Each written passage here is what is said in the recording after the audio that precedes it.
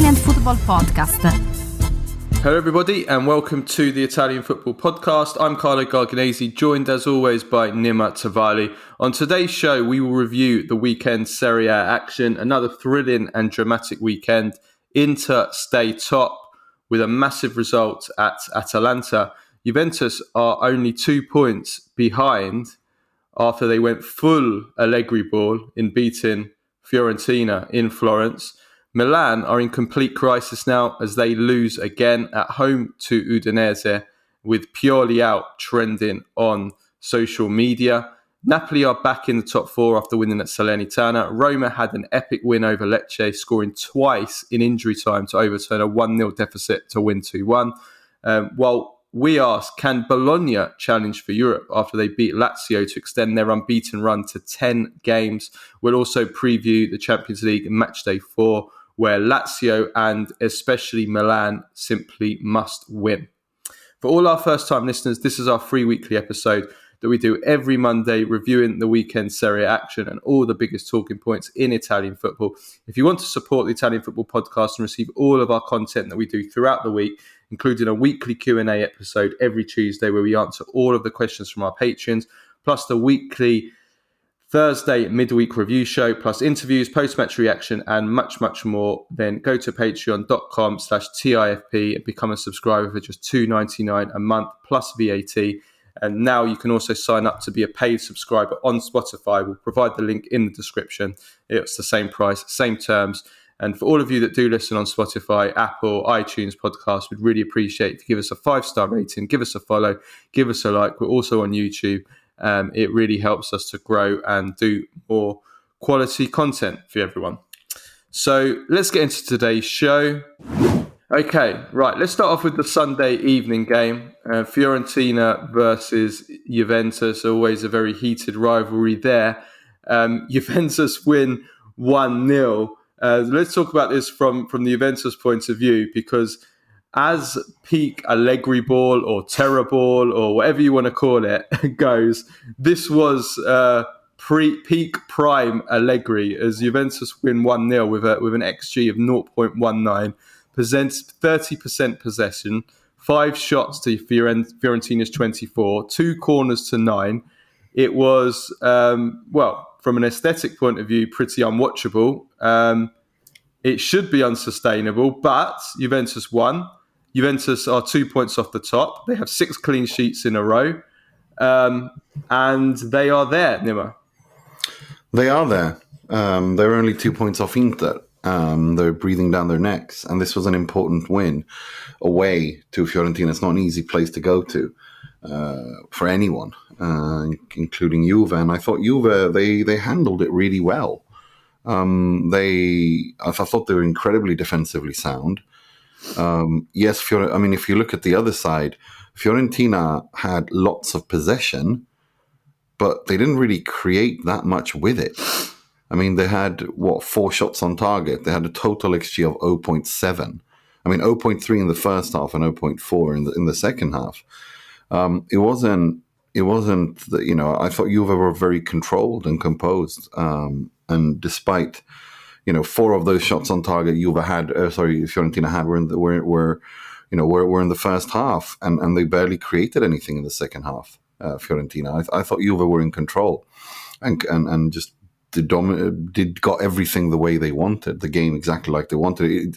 The game played out exactly as I expected it to. I thought Italiano showed it once again that he's very naive in these situations. And I think some of the tactical decisions, which I'm sure we'll get to as well, I was a bit surprised by them, to be honest. Yeah, from Juventus' point of view, the defence was fantastic. If we're talking about as a defensive unit, the organisation, the structure. The XGs are different in some places. You said 0.7. The what I used said 0.94. But regardless, you're right.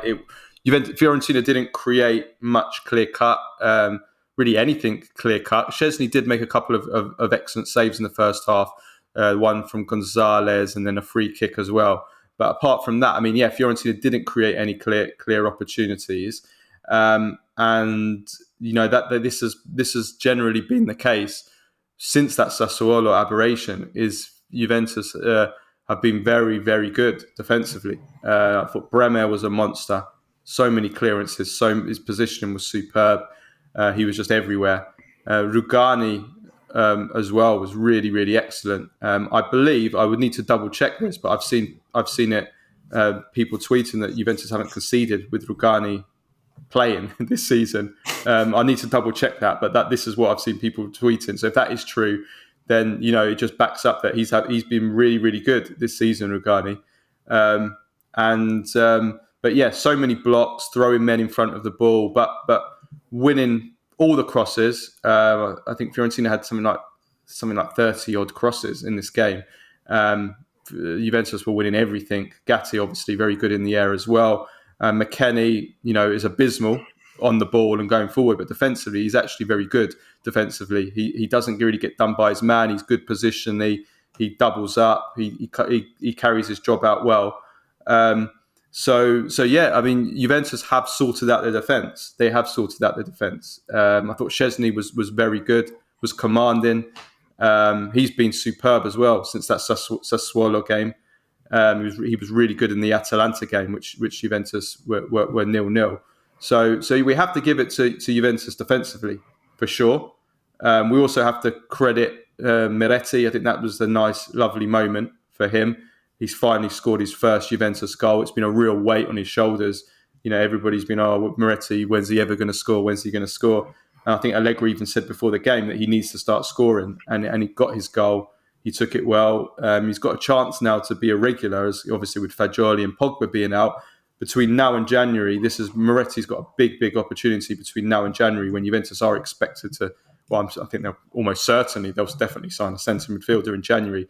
So this is a chance for Miretti. So yeah, those are the positives, as is the result, as is the fact Juventus are only 2 points off Inter. There's no Europe, of course. And the other positive way of looking at this, I think Inter, who we'll come to, I think are on another level to everyone at the moment. But people that want to be critical of Juventus and how they're playing, look at Milan. Look at Napoli, but especially look at Milan right now. They have big problems themselves. So as much as we can sit here and look at Juventus and say, this should be unsustainable, playing like this and creating this little. Offensively, Juventus were abysmal again in this game. And you've got to be able to keep the ball. You can't just defend. Even if you're going to be defensive, you have to keep the ball better than Juventus keep the ball. All they do is just give it straight back. They give it straight back to Fiorentina every single time. Back to Fiorentina.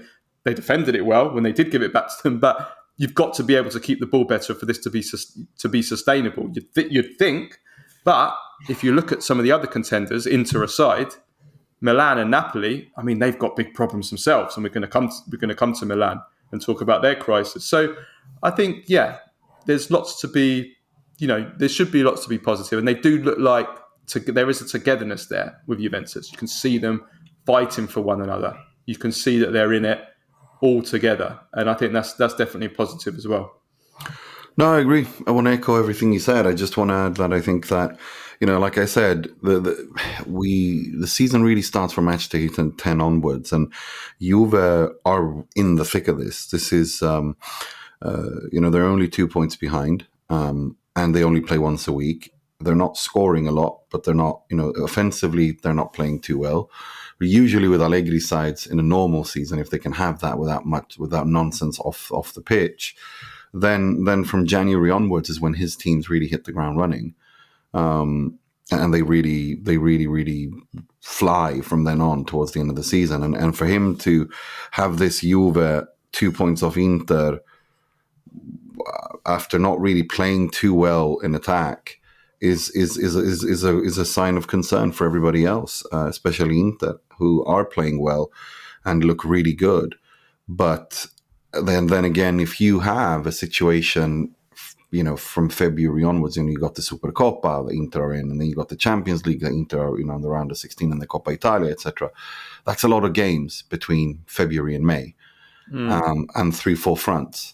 Juve only have one or two. It's Coppa Italia and it's Serie A. That's it. Well, that's the thing. I would say that Juventus playing the way they are and creating as little as they are, I would say in a normal season, I would say 100%. It's unsustainable. It's unsustainable. You can't. We saw it last season when remember when Juventus went on that long unbeaten run of that long winning run of winning. How many did they win in a row? 1-0, 7, around I think. something like that on Christmas time, and everyone was getting carried away. And I was steadfast. It's unsustainable. You cannot continue like this with such a low XG, with such low chance creation.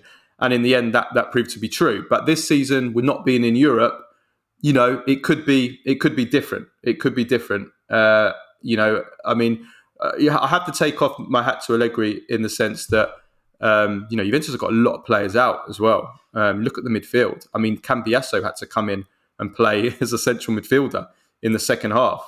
Rabiot is going to be suspended for the game against Cagliari. I have no idea who's going to play centre midfield for that game. I mean, they have no centre midfield, Juventus, and he's managed to get these results. And then you see like people like Milan.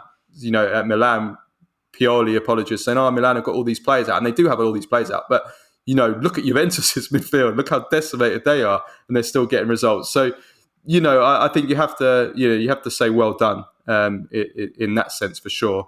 But they are definitely they're going to have to start at least keeping the ball better. You can't just play like this with just giving the ball back. I mean, it was pretty. There was one moment in the second half. It was like just Juventus in their penalty area. But I mean, they were well organised, and they never. And honestly, Fiorentina could have been there all night, and they weren't going to score once that second half was going. So that's exactly how it felt. I mean, it just felt like Juve was so solid defensively, and Bremer is finally starting to deliver at the level that we. Yeah, he was fantastic. Let's talk about Fiorentina, though. Let's talk about Fiorentina because I mean they did totally dominate this game in terms of possession, in terms of territory, in terms of number of shots and everything. But as I said, they as the game got into the second half, Fiorentina they were just so predictable. It felt like they had no plan B. I mean, first of all, I want to start off. The starting point is what I've said for 2 years now, which is Fiorentina just have a lack of quality in attack. There's nothing in attack apart from Nico Gonzalez. There is nothing in attack. And Beltran and Zola have come in this season as the two strikers. Right now, they don't look any better than Cabral and Jovic. It's still early days. We'll see if Beltran can develop. He was very good in Argentina. Unzola is looking more and more like the kind of player who maybe he's a step below this level. Maybe Spezia or a mid-table team is more his level maybe. But they don't have the striker. Their left wing, I'll say it again, Christian Kouame, for me, he's a Serie B level player. How the hell he is still is still starting for Fiorentina on the left wing? I mean, it's a damning indictment.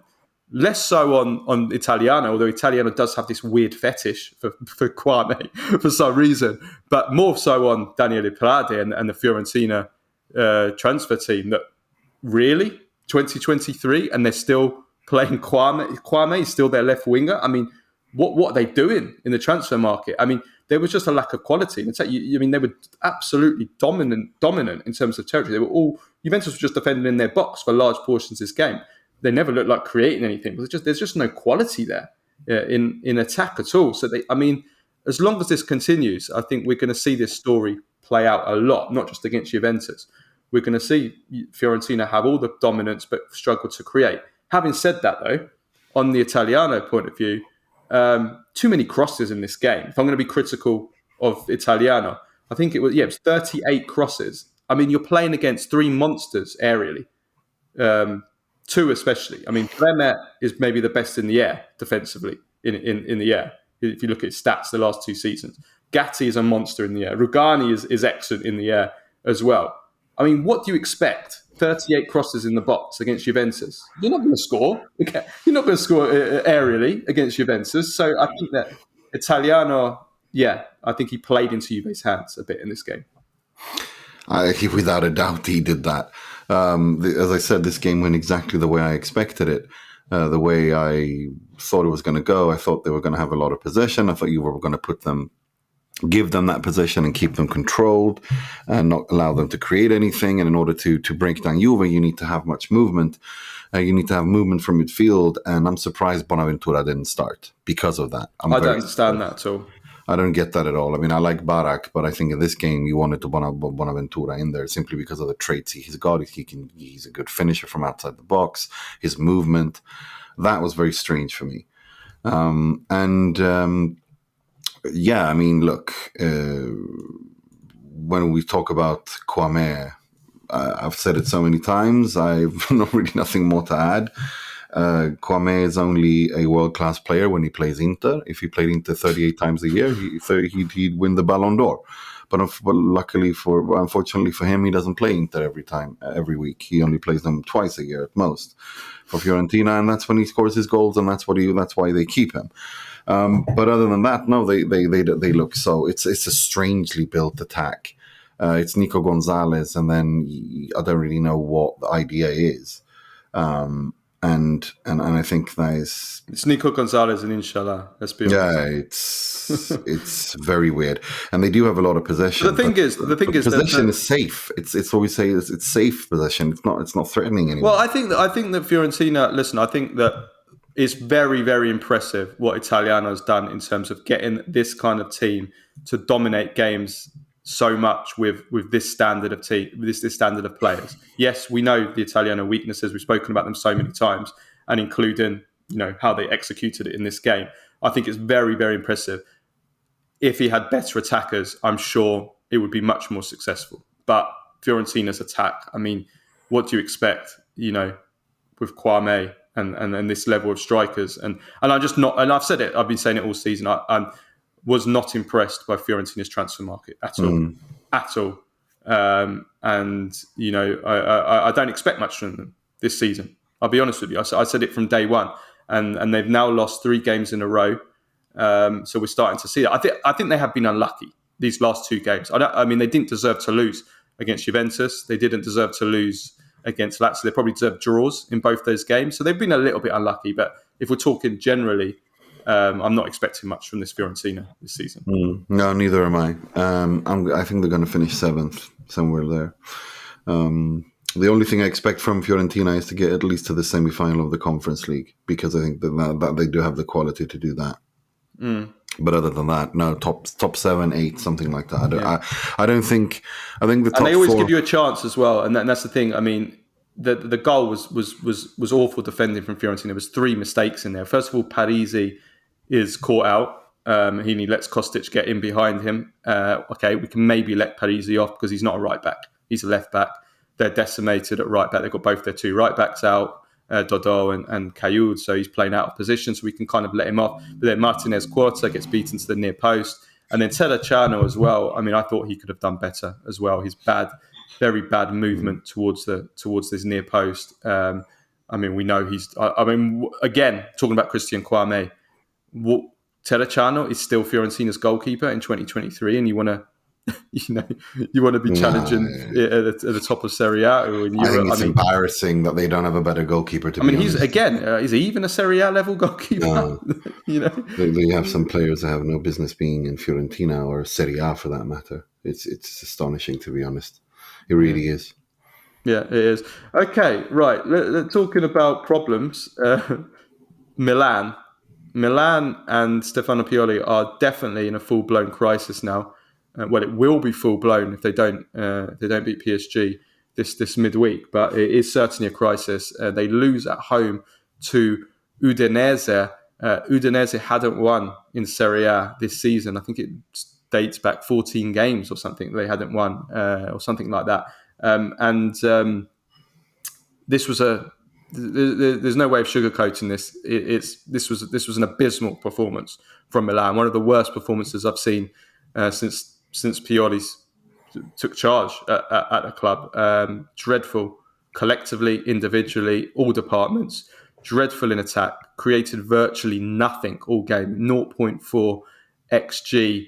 I saw they had a 0.4 XG going into injury time. Then in injury time, they had a little bit of a flurry, and they had a few chances in injury time. But until then, nothing. Created absolutely nothing. They conceded lots of opportunities. Udinese had an XG of 2.1. It was a fully deserved win for Udinese. And the big question here now really is Pioli's position. Should he be in danger now? Because he's lost a lot of them. Milan fans are turning against him now. This is what I said. I think it was in one of our earlier, was a preview even, when I said that I think this season the patience with Pioli will not be as long, or there won't be as much patience with him as in previous seasons, because, well, he's been there for what is it, 5 year, sixth season now, fifth season, and this summer they really gave him everything he wanted. He can't say he wasn't backed. Okay, they sold Tonali, but they gave him the depth and the player. He literally got everything he pointed at, and it's not looking good at all. It looks exactly like it does when things go to hell for Pioli. It looks just completely, nothing's working. They look disjointed. They look unorganized. They look, they just look so frustrating and they act frustrated, and they are frustrating to watch. They just seem, you can almost touch the anxiety on the pitch when they're playing, and it's so weird to see. But yeah, no, I think there is a big chance that they get rid of him. I really think so. I don't know if that's the right thing to do, but then again, I don't want to say too much either, because I've been here with Pioli before so many times. He has more lives than a Cheshire cat, and he's shown that to us every time we think he's this is it, like, because he's been in worse crises than this time. But he's always bounced back. And Milan, he's found some way, whether it was tactical changes, whether it was, formation changes, whatever it was, he's managed to get them back on board, and they've always reacted to his changes. And unless, if he were to make changes and not get any reaction from the team, well, then he has to go, because that means he no longer has the dressing room, right? But as long as he's got that dressing room, I think it would be foolish to get rid of him. And to me, it seems that they are still behind him. But I don't think the patience with him from Jerry Cardinale and these guys is as much as it was before. You got to remember, Pioli wasn't, it won't cost them any prestige to get rid of Pioli, because Pioli's kind of almost, overachieved anything and everything they expected of him. I mean, his full first season in charge, he was second, then he won the Scudetto. Last year he finished fifth. So, he's been there for quite a long time now. Yeah, I think on the question of Pioli, I think the PSG game really is crucial. I think, and whether or not Milan would sack during the season, I don't know. I'm not sure whether they would. That's the way they do things. Time will tell. But I think if we're looking at certainly the end of the season, I think if Milan don't beat PSG, we know if they don't beat PSG, that's basically it. They're out of the Champions League. I mean, we might as well write them off now. They need an absolute miracle to qualify if they don't beat PSG. And you look at Serie A. I mean, again, like you just said it, they finished fifth last season. They shouldn't even be in the Champions League this season, and now they're starting to fall behind. I mean, it's not a total crisis in terms of they're 6 points behind Inter. So, I mean, it's not like it's all over. But it's if you look at it last season, and now they're 6 points behind Inter already now, and they're losing all these big games. Maybe I think that the Milan leadership will look at it and say, well, we're not progressing anymore with Pioli. I think the PSG game in midweek is going to be absolutely crucial for excuse me, for Pioli's position, because that will determine whether Milan are actually progressing anymore.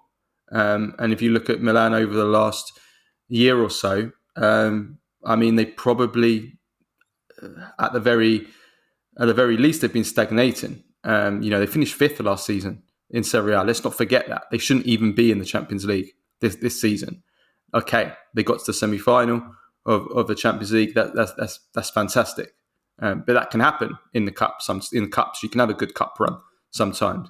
If Milan go out of the Champions League in the group stages, and then we look at them, they're already 6 points behind Inter. I think the Milan leadership will look at this, and maybe they won't sack him mid-season. I don't know if that's the way they would do things, but I think they maybe will come to the decision that, maybe this is just natural. The team, he's been there a long time. He's been there since 2019. He came in. It's nearly 5 years. He's going to be coming on 5 years. That happens. Teams go stale. They need new motivation. Pioli's been there. Maybe he's been there too long. Right now, he doesn't seem to. I mean, it's always been a problem of his. Doesn't seem to be able to adapt and change the way of playing. He's tried a 4-4-2 here in this game against Udinese in the first half. I mean, it was bizarre. It was a bizarre lineup. Jovic and Giroud up front in a front two slow strikers with no movement. I mean, it's really bizarre. Leao was wide midfield left. Musa was wide right midfield. So you're not going to get anything in terms of, wing play from Musa. And then I think Florenzi was left back. I mean, I know there was injury issues and they had to, improvise a little bit. But, it was a total mess. That first half, the whole game was a mess. But the first half in that 4-4-2, they couldn't put any moves together, structurally, positionally, no patterns of play. It was it was like they'd never played together before. And Pioli does this.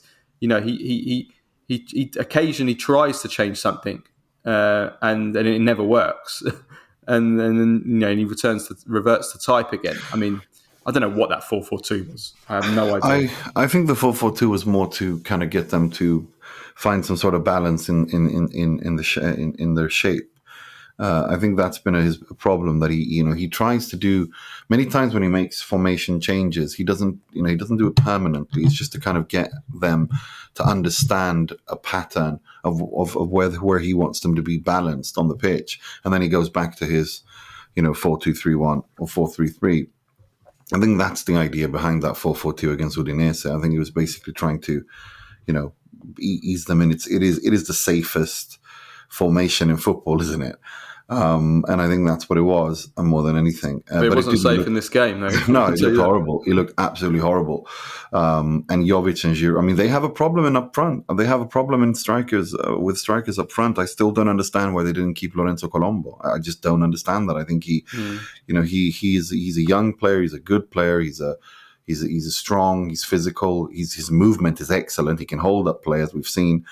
And instead they went after Jovic, which makes no sense to me whatsoever. Makes no sense to me.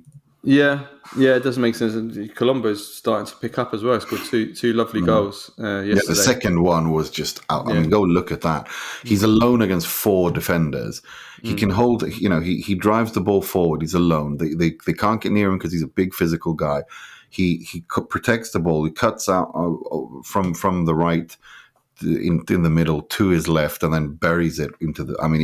That is a top class goal.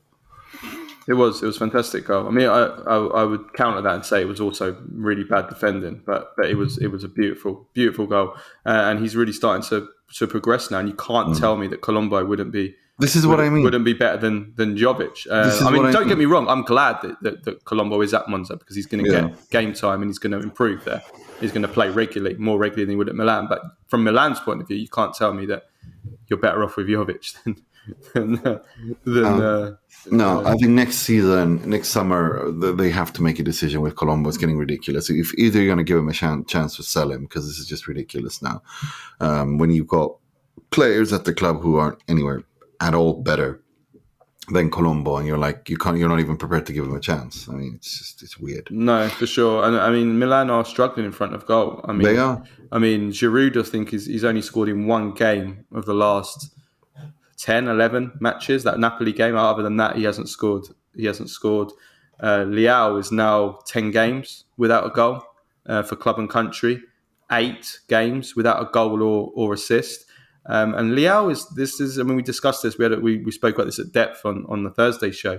Leao is really in a situation here where he needs to find a way out of this because teams are starting. I don't know if teams are starting to figure him out, but certainly Udinese were doubling up on him in this match, and lots of teams are doing that now on Leao. And when teams start to double up on you, as a player, you can't keep playing the same way that you've been playing. I mean, when Leao was at his best during that Scudetto winning stretch, in the second half of the Scudetto winning season, he was receiving the ball on the left-hand side in acres of space. I remember saying it on this pod about how naive teams were defending making it so easy for him, going one-on-one against him. Now teams aren't doing that. They're doubling up on him. They're cutting out the space. He needs to find a way around that, and whether that means that he moves over from the left and comes into the number 10 area of the pitch, or he moves to the other wing, or he moves into as a centre forward. He goes into the centre forward role and he becomes a team player, and he vacates that area on the left hand side for somebody else to use it. Maybe like Theo Hernandez. He didn't play in this game, but someone like Theo Hernandez to make use of his space, or somebody else from the Milan team to make use of that space. Maybe Pulisic switches over onto the other side. Something like that. That's not just on Leao. That's also on Pioli. They need to find a way. Say that. That's on Pioli. They need to find a way between the two of them to get round this slump that he's in, but not so much. Well, just as much for Leao, because I've just read out his numbers, but also for Milan, because at the moment it's a waste of time having a Leao that's in the team like this, because he offers nothing off the ball. He offers nothing defensively. And he almost works against Milan having him playing like this. So that needs to be sorted. That needs to be sorted, because if he can't sort that out, Leao, we can't be talking about him as a top player. No, because the top players find a way around these difficulties. This happens to everyone. When anyone has, all the great players, once they break out, teams start to find out what they're good at, what they do well, and the great players adapt. They tweak their game. They're adaptable enough, and they're complete enough to be able to play in a different way. And I think Kvaratskhelia is starting to show that. Yeah, I was going to say Kvara, because he was having this same issue, wasn't he? He went a long time without scoring. Teams were starting to find him out a little bit, and now he's come through it because he's found a way. He's coming inside more. He's improved. He's improved everything, and I think we need to see that from Leao as well. It can't be just the same one trick pony kind of thing. Yeah. He needs to adapt to that. There's no doubt about that. Yeah. I mean, we have to also say Milan do have an injury crisis. They do. They only have two centre-backs. I mean, Benacer has been out for ages. Teo was out of this game. Pulisic was out. I mean, Chukwueze was supposed to be someone they could bring off the bench, is out. Krunic has now got a muscular injury as well. And then, of course, we've got, as a result of all that, we've also got players being overplayed, like Leao, like Giroud. So, we also do have to accept that Milan do have some injury problems, but they are. Yeah, they're in terrible form. 1 win in 6, 1 draw and 3 defeats in their last 4 games. I'll say it again. Simply have to beat PSG. But Udinese, there's a great result. It's a great result for them, and deserved win as well. You can't say this wasn't some smash and grab. This was a deserved win. They had the chances. They had other good chances to go 2-0 up. The defence conceded nothing. And like I said, until injury time, when Milan kind of peppered the goal in injury time, they had a few chances. Nothing conceded. Samansic, we know what an amazing player he is. But I want to give a word of credit to one player, Festi Ebozele, who I'm not sure if I said on this pod, but I certainly said to you privately that he's somebody that has really impressed me this season. He's been one of the best dribblers in the league. He's actually statistically the 6th best dribbler from right wing back for Udinese, and he was fantastic. Not only did he tie up Leao, I think Leao only got past him once in this game, but going forward he was really, really dangerous, and he won the penalty going on one of his dribbles. So he's been really good. He's Irishman, and he was definitely the standout, I think, for Udinese.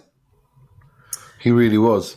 It was important for Udinese to win, to get out of the problems they are in the table. I mean, they're 16th now. They took the first win of the season away at the San Siro, clean sheet. Now it was a very impressive win for Cioffi, and it's they had to win that. They really did, because otherwise the other teams are doing. Cagliari won again as well. So yeah, it's that's going to be a hornet's nest, the relegation battle, as always. Absolutely. Right. So Inter, let's move on to Inter now, across Milan. And fantastic win for Inter away from home at Atalanta, who are a very difficult team to play away. Hadn't conceded a goal, I believe, this season at home. And the weather conditions were really, really rotten. And Inter come away with a 2-1 win. Very tight, tough. It was a tough game, very tough game, and Atalanta were pushing for the equaliser at the end. But this is the kind of win that, at the end of the season, kind of wins you titles. These kind of really intensely fought games in bad weather conditions away from home in a tough game like this, isn't it, Nima? It really is. It really is. It's a huge, huge, huge important win. And also the way that Inter played, I thought they were, even in games when things aren't clicking, they have this kind of calmness about them and almost like this kind of feeling that they will resolve it sooner or later. They have this methodology where they just keep drumming away and then the goals will come, because they do have players who have good, who can shoot from outside the box. They know how to, they can cross the ball in and score you that way. They can play past you down the middle. They can hurt you in very many different ways. And that is what makes Inter so much more mature this season, I think, than in previous seasons. Especially in the league. I mean, even though there were those missteps against Sassuolo and Bologna, which was really unnecessary. But they learned from that and they've bounced back from that. And I feel like I'm watching an Inter that has taken strides and steps. But having said that, they're only 2 points ahead of Juve and they play Juve in a couple of weeks' time. So that's going to be massive. But I do want to talk about Çalhanoğlu. The pass for Darmian for that penalty was just absolutely ridiculous. When he joined Inter, I remember he was supposed to, be his Luis Alberto, but he's turned him into his new Brozovic, and he's one of the best, if not the best midfielder in Serie A right now, isn't he? Yeah, that's what I was going to ask the question. Is Çalhanoğlu the best central midfielder in Serie A? For me, on form, there's no doubt about it. Form. There's no one who comes near him. And the fact that in terms of how intelligent he's become too, the way that he... So complete as well. Yeah. Because he's not even bad. He's pretty good defensively as well, yeah, which you would really not have expected. No, he was speaking about that himself, how he's improved his defensive work rate and read of the game and know what to do. And he's been... look, this is Simone Inzaghi's masterpiece, if you will, in terms of at Inter. He always develops player, but Çalhanoğlu has just become unbelievable under him. I mean, he is one of the best center midfield, deep lying center mids in all of the world. I can't think of, he's definitely top 3. And his penalty taking as well. I mean, now he just doesn't miss a penalty either.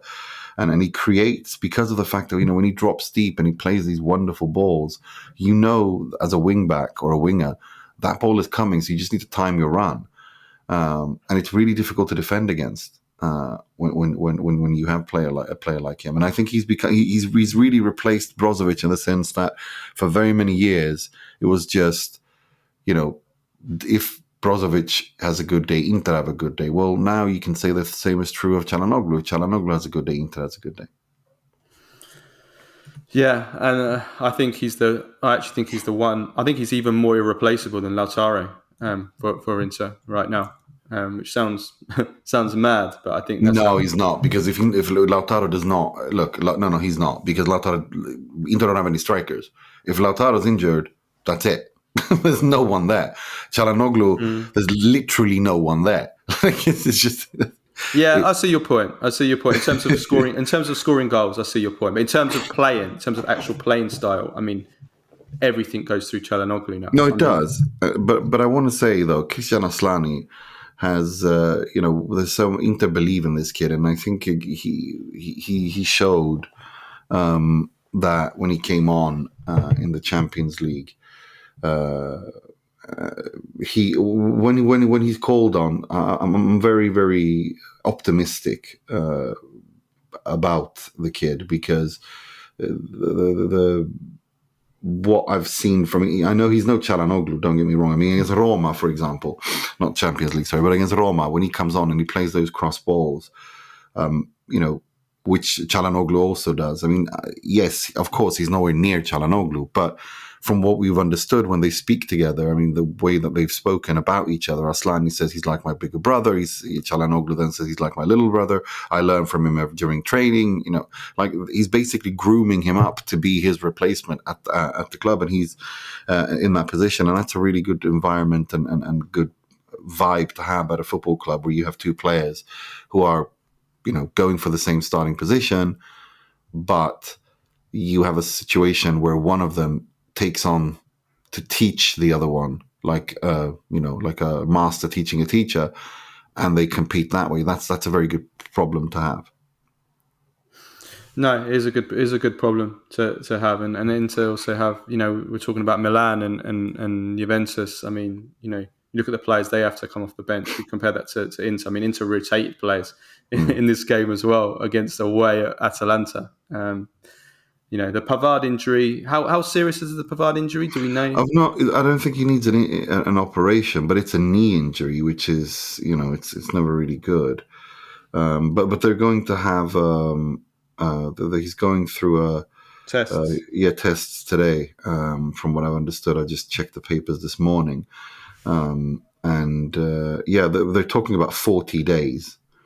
Okay, he's going to be out for 40 days. Christmas time, he'll be back, kind of something like that. Yeah. I mean, the thing is, like, he's. I just hope that it's not something serious. Like, that's the only thing. They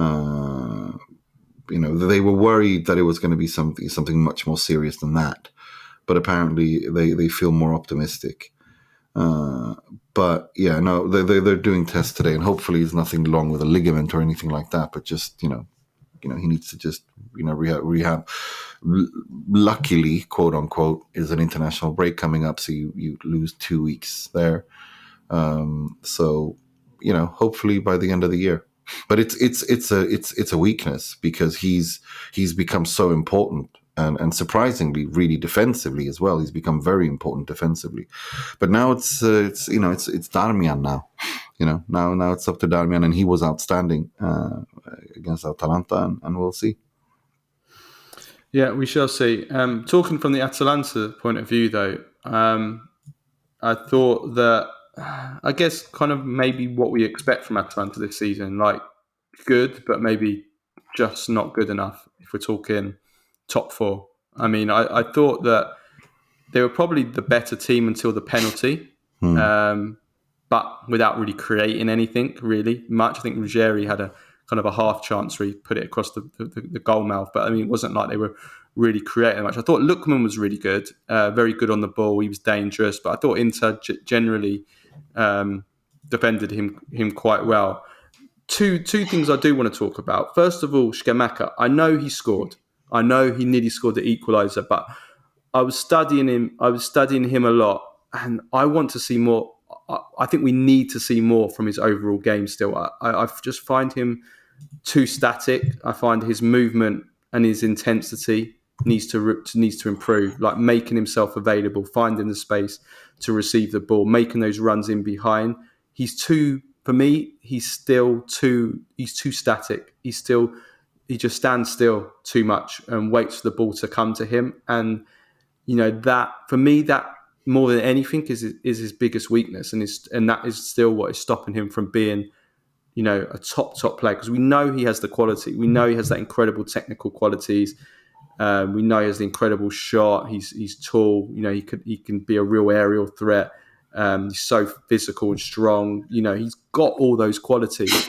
But I still find that his kind of movement, I'm not going to compare him to Balotelli, but if you look at someone like Balotelli never used to do it, and they never used to move at all. And in modern football, you can't have strikers that are that still up front. And I feel with Scamacca that I get that impression with him too much, that his movement off the ball is not good enough. That might sound crazy saying that after a game. I can agree with that.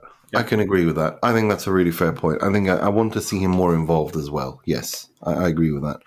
That he can be a little bit too like you said, too static. But more than just that, I just think his movement patterns need to improve. For me, it's not about as much about how much he moves, but how he moves. Yeah.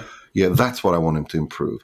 I don't think you're ever going to see Scamacca be this kind of, Osimhen striker that runs everywhere. That's just not who he is. But I want him to time his runs and making more intelligent runs than he's doing right now. That I do want to see. But because I think if he does that, then his teams will benefit greatly from it because of the fact that he's so damn good at holding up the ball. He's a big guy. He's a great passer. His link-up play is great. So, no, I agree with that. But I think that's part of his development as well. I mean, he lost an entire year yesterday playing injured for Scottish Allegri, as you call him. So, I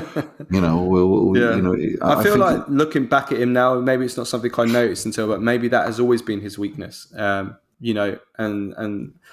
yeah, I think it needs to improve. I'm also thinking like Italy national team, we're playing under someone like Spalletti, who requires his players to move and come out of position and everything, and that kind of more total football. So we'll see. But I do feel like it's starting to irritate me now a little bit. And on the positive side of positive point of view, he scored 2 last Monday, including that fantastic back heel, and he scored again against Inter.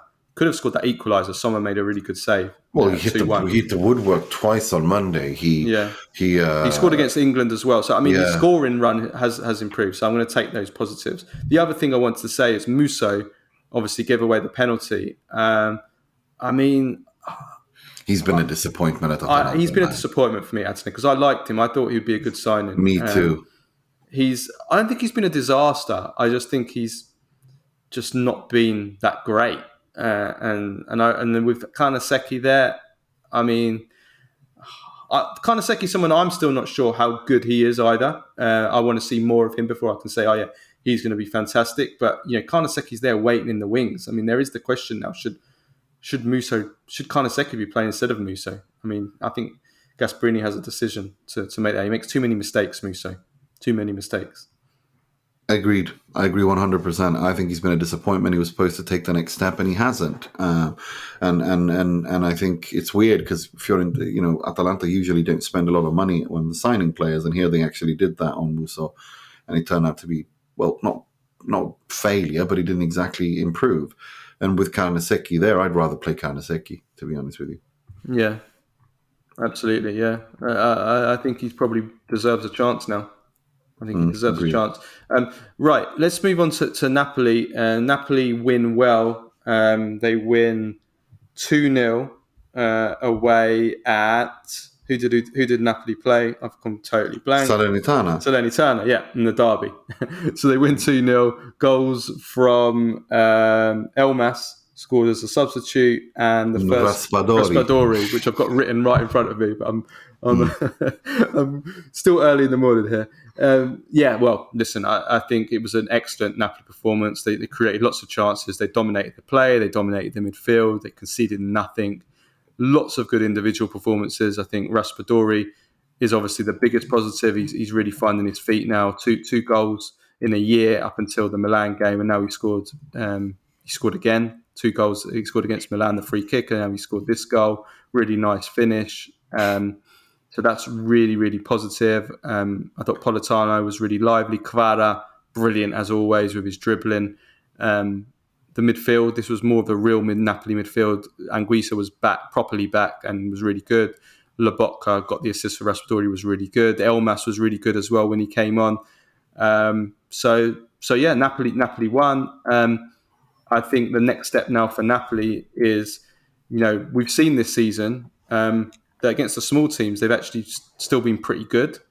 But when they played against the bigger teams, that's when they've really, really fallen short. They lost to Lazio, lost to Fiorentina, lost to Madrid. They were a disaster in the first half against Milan as well. But when they played against the small kind of whipping boys like Salernitana, like Lecce, Udinese, Frosinone, they've actually looked like Spalletti Napoli. So there's a big gulf in performance there. So that's really now, that needs to be the next step if they're going to salvage anything under under Rudi Garcia. Would you agree with that? I think that's fair. I'm really. I think one of the most important things is that Raspadori is having the season he's having. He's finally coming to his own at Napoli, and he's showing off what a quality player he is. And now he's kind of making, it's becoming concrete as well. He's scoring goals. He's being, he's delivering assists. He's creating problems.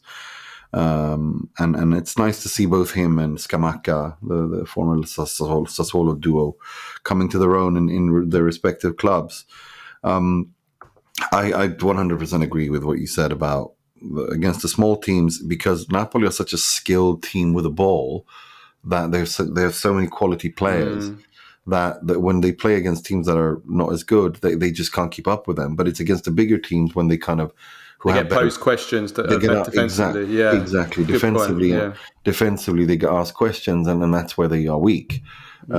Because Kim and Jae, you don't just replace Kim and Jae as easily as that. And also, the defensive structure under Spalletti isn't there anymore. So I think that's what it is. I still think they'll finish top four. I've said it consistently. I don't see a problem for that. I just don't think they're going to win the Scudetto or even be involved in the Scudetto race. But top four, they should definitely get that. I mean, the top four to me, Inter, Juve, Milan, Napoli, they are just better than everyone else, qualitatively on paper and otherwise. So I think that is the top four. The question is, who joins Inter in the Scudetto race? I'm not ready to say goodbye to Milan just yet, but I am more than prepared to say goodbye to Napoli, because I just don't think they've got what it takes under this management and under this manager and where they are defensively to pose a serious title charge. Yeah, I would definitely agree with all of that. Lazio certainly don't look like they're going to be challenging for the top four after they lose 1-0 at Bologna. I mean, they were really poor, Lazio. If we're talking it from Lazio quickly first, created basically nothing apart from a couple of chances from corners early on in the game. But apart from that, nothing at all. Nima, was there really from Lazio in this game? I don't understand. Lazio this season, Lazio confused me so much. I don't understand what they're doing. They sometimes I feel like, okay, now it's clicking and now it's working, and then they just revert back to form and look static and slow and confused. And I don't understand Lazio. I really don't. They frustrate me, and they have problems up front. They have a problem up front. They don't know. I mean, Kamada has not turned out to be what they wanted him to be. He was supposed to get quite a few goals. Ciro Immobile is declining. Isaksen is yet to show who he is. But then also the other players that they've got there are not. It's not clicking. It looks disjointed at times, and it's weird. I can't figure Lazio out. I know what they want to do, and sometimes they're able to do it in a few games, and you're thinking, okay, now they're going to start flying, and then they pull up two stinkers. No, it's not. It's just not. There's something just not working there. Listen, I think number one, the biggest issue is that their offense. They don't have the same firepower. They don't have the same goals in their team. They basically taken away you're taking away Milinkovic-Savic's goals and you're taking away Immobile's goals. When I say taking away Immobile's goals, he's still there, but Immobile is I mean, he's old and he's declined so much. He's turning 34, so you're basically taking away all those goals from those two players, and then so you lose a lot there. And then in addition to that, you obviously lost a really good set. Your centre midfield is weaker because you've lost Milinkovic-Savic, but also. Yeah, the defence is not working. Like the two centre-backs, Romagnoli and Casale, have been so bad, so poor this season, haven't been so good last season. So you add that all together, and I think that's what you get what we've seen, really, with Lazio. But, I mean, as for Bologna, the big question with Bologna now is, can they? I mean, how far can Bologna go this season? Can they challenge for Europe? Because I mean, they're unbeaten in 10 games in Serie A this season. They've only lost the first game of the season at Milan, and it's their best run in 43 years. Obviously, it's going to be very, very tough to keep it up. And I mean, this unbeaten run's going to end at some point, probably soon. But I mean, they've had a really hard start to the season as well. That's what's so amazing about it is they played Juventus and Inter away, which they got draws against. They played Napoli at home, which they drew. They played Milan. They played Lazio as well now, and they've beaten Lazio. So all these games, and they've only got one defeat. I mean, it's very, very impressive, and they're now currently in the European places. So can they stay there, Nima? I don't think so, but I know that you think they can. No, I don't think. I never said they would. I never said they would. You said there's a chance. I said that they can challenge for European place. I think I was probably the only person that said it. You did it. Yeah, you did. I'm not. I think they can. I don't know, man. I just feel that. Let me put it to you this way: if they do it, I think it would be a very, very big achievement. In fact, I'll correct myself. I never said I think they can challenge. I said I think they can be a dark horse. That was my exact words. I said that they could be a dark horse. And I said that for a couple of reasons. Like one, I think Motta is doing an incredible job, and there's every game that passes now, he looks more and more like a manager that's going to manage a top team. He's doing a great job. He improves players. I mean, we spoke about Zirkzee. We did a profile on him on Thursday, which is going to be on our YouTube channel today or tomorrow. About what a job he's done in improving Zirkzee, and he got the assist in this game. But also, and I know you've been a really big fan of him this season, Calafiori, adapting him to be a centre back. I mean, what? I mean, he's been really good as well. He's been so damn good too. Like, where did that come from? Who would have thought of that? Calafiori's been outstanding in central defence. He just can't. They just can't. He's such a pain in the butt. He's difficult to play against, and he's young too. That's the thing. Like, people think, oh no, he's just 21, but he's been such a good central defender. Like he's eating up the attackers that he's faced against. And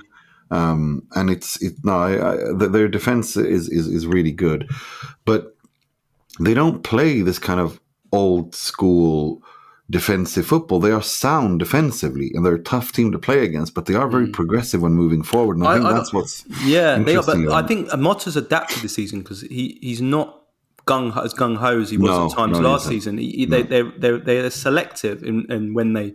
But what impresses me the most about Bologna when I watch them is the patterns of play are very good, but there's always options. They always find their way out of areas. Like when the press, they're very good at press breaking.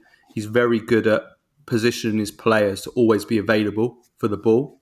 That really impresses me with Bologna. That's kind of, I get that. You get that with De Zerbi as well. Like De Zerbi is a master at positioning his players so that however the opposition attacks you, there's always players available to play their way out. And I think I've noticed that with Motta, like they keep the ball and get their way out of areas really, really good.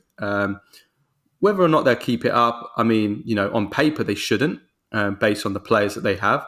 But, these other teams are not great either, Nima. I mean, Fiorentina we've spoken about. Atalanta have their weaknesses. I mean, Roma, Lazio. I mean, these teams are in Europe as well. So, Bologna are not in Europe. Let's see. Let's see how they can do. I don't think they'll finish in the top 6 because I think Roma is too good. Conference League, maybe. Yeah, that's what I'm thinking. That they can battle Fiorentina for 7th and finish in the Conference League. I definitely think they can battle Fiorentina. I do think that maybe Roma. I mean, those top 4 you've mentioned, then you've got Roma, Lazio, and Atalanta. I mean, I think I put all 3 of those above Bologna, if I'm honest with you. Yeah. Fiorentina, I don't see why they can't challenge against Fiorentina. But the problem with Lazio is that I just don't trust them this season. I don't trust them either, but I mean, let's see. I mean, how far they go in Europe could be important as well. I mean, if they stay in the Champions League, or if they go to the Europa League, I mean, that would take something out of them as well. So I think the European factor could play a part as well. Absolutely. Talking of Roma, though, I mean, this was another epic ending, just like last week with the game between Cagliari. Fiorentina. I mean, it wasn't the same as Cagliari. They didn't come from 4 goals behind, but like Cagliari, they were losing by a goal deep into injury time, and then they're losing 1-0, and then they scored the 92nd minute with Azmoun scoring a header, bullet header, first goal for the club. And then Romelu Lukaku, who had earlier missed a penalty, scores in the 94th minute. Crazy celebration, burst into tears. I mean, this was just another epic ending to the match, Nima, wasn't it? Oh, it really was. It's just it's like Roma are already like this crazy place, right? And then you bring in Mourinho's madness into that, and then you have all like it's just like this melting pot of just psychotic energy, isn't it? It's just mad. It's just absolutely mad. The club is absolutely batshit crazy, and you have all these big characters, and no, it was crazy, man. It was, and then you have the crowd there as well, which eggs them on, and they have a fantastic support at home. And it was, it was too much. It was too much. I think they really deserve to win this. I mean, to be honest with you, I thought Roma were too good. I was impressed by Lecce. I was, but I think Roma deserved to win. Well, based on the chances, they definitely deserve to win. I mean, they had the penalty, of course. Then there was Dybala's shot that was inches wide. Lukaku had another one, and then there was an El Shaarawy chance. I didn't think Roma played particularly well. I don't think they played well at all. But if you look at the XG, you look at the big chances they created, I think they definitely would have been unfair if they'd have lost this game. It was it's a very important win for Roma. It's a very, very important win because they're now 4 points off the top four, which puts them in striking distance now. It would have been 7 if they lost game, or 6, which is not good. And now they go into, it sets up the derby next week. Oh my God, that derby's going to be mad. I don't know what's going to happen with that derby. I mean, it's just that is going to be absolutely insane. You have, those games are always crazy. A Rome derby is its own kind of, lives in its own bubble, but then you have all of this going on with Roma and Lazio, and you got Sarri and Mourinho on top of that, and it's just. And also, it's a case where I think that now, if you look at where they both are in the table, I mean, whoever loses that game, you can almost rule them out the top four. So it's a big game. Whoever wins it though are right back. They're right in there in contention for the top four. So it's a lot riding on this game, not just for the result, for the table, for pride. But also, like you said, both managers are under a bit of pressure. It's going to be it's a lot going to be on this game. It's going to be very exciting to see. Gutting for Lecce. The other weekend fixtures: Verona 1, Monza 3. As we mentioned before, Colombo with a couple of really, really fantastic goals. The second goal, you have to look at that. I mean, that is just. That's why I rate this kid. That is a top goal. That is a top quality goal. To get the ball like that alone and keep 4 or 5 defenders occupied and be able to cut in and that was just the finish too was just fantastic. And Cagliari 2, Genoa 1. So Cagliari make it 3 wins in a row now in all competitions. 2 wins in a row in Serie A. Just goes to show, doesn't it? How a dramatic game like that. You said it last week. That can really turn around your season. They've got Juventus away next, so that will be interesting. Frosinone, Empoli, Torino, Sassuolo on Monday evening. Champions League returns this week. Huge Tuesday for Lazio and Milan. Lazio play Feyenoord at home. Milan play PSG at home. They're must-win games for both of them. It's just as simple as that. If they don't win those games, I think we can almost rule them out in terms of Champions League qualification. Lazio might still have more of a chance, but I think with them as well, they need to win or they're probably going to go out of the Champions League. But Milan, 100%. They do not beat PSG, they're out of the Champions League. And as we discussed earlier, the knock-on effects are huge for the club, for the financially, for the progress the club's making, but also for Stefano Pioli's, if not necessarily his immediate future, but his future past the end of the season. I think this game. I think regardless, unless Milan win the Serie A, I think this could be the last season with Pioli, generally speaking, because then he would have been there for 4.5 seasons, and that's a lot of that's a long time to be at one club. It is, but let's say for certain, if they lose this game, I think it's probably curtains for him. I think if they lose this game, and it's massive, No. it's a massive game for the fans. They just have to win this game. Wednesday, Napoli, Union Berlin, Salzburg, Inter. Both teams are in really strong positions in the group. Both teams can. Napoli won't be 100% qualified if they win, But Inter will. If Inter win, they're through. Yeah, if Inter beat Salzburg, they're through. It's as simple as that. Yeah. And because they can't be caught by Benfica points-wise, and Salzburg, they would have beaten them twice. So so beat Salzburg and Inter are through. Then, with 2 games left to spare, and then it's just a top spot to play for, which I think Inter should be winning anyway. So yeah. Yeah. Okay. And then Thursday, Atalanta, Sturm Graz, Slavia Prague, Roma, and Kukariki, Fiorentina. That name, Kukariki. I just every time. Just say Salma Hayek saying Kukuracha. In that film with Samuel L. Jackson. I can't remember what the film's called. But it's just that name Kukariki just makes me giggle every time I read it. It's just well, they lost 6-0, so they can't do any worse than that this time. They played like a team that is called Kukariki. Yes, they did. Right, let's finish off with Baggio and Premface of the week. Right, Baggio of the week. Who we got? We got for Baggio of the week. For me, Scamacca's backheel goal against, I think it was Empoli. That's just stunning. And Colombo as well. There was, so for me, Scamacca's backheel like that was just, woof. Yeah, I'll give a shout out for Bologna as well. Premface of the week. Serie A account.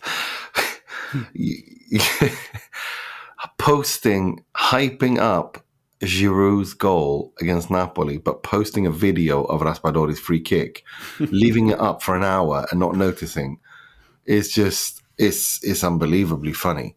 But also, I saw something from the MLS yesterday. I don't know if you've seen it. I saw that. Yeah, the referee barging a player and.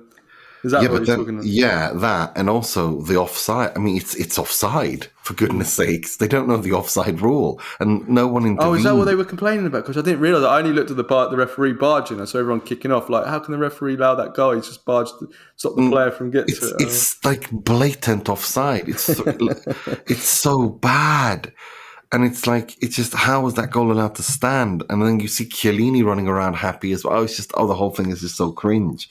It's one of the most embarrassing things I've seen in a professional league. How, we're talking basic offside rule knowledge here. Oh, it was so bad. Oof. It was all of the entire situation, all of it. The referee, the offside rule not being applied. It's just all of it. It's just so bad. It's literally just cringe. Yeah. So that's got to be my Premface of the week. Okay, fair enough. Physically hurt me watching that. Yeah. Well, it's Champions League week this week, so it's always a premdemic whenever it's Champions League week. So we can guarantee there'll be more next week. Right, let's leave it at that. We will be back on tomorrow. Right, so we're back on Tuesday. This week we won't have a Q&A. We have an interview coming, which we will announce on social media once we've done it, because me and Nima are superstitious Scaramanzia. Yeah, so we don't want to jinx it and announce something that doesn't end up happening. We'll push out that interview on Tuesday instead of the Q&A, and we'll do the Q&A next week. So anyone that's sending in questions, just hold them if you can, and send them in ahead of next Tuesday. Next Tuesday, Tuesday, exactly. Or send them before Monday, because we usually record on Monday. We usually record on Monday. Sometimes we record on Tuesday, the Q&A, but it's generally better if you can send in your questions before Monday. Yeah. Helps Nima as well. It means it does. Yes, it does. Right. Okay. Right. Let's leave it at that. We will see you on Tuesday. Until then, ciao, ciao.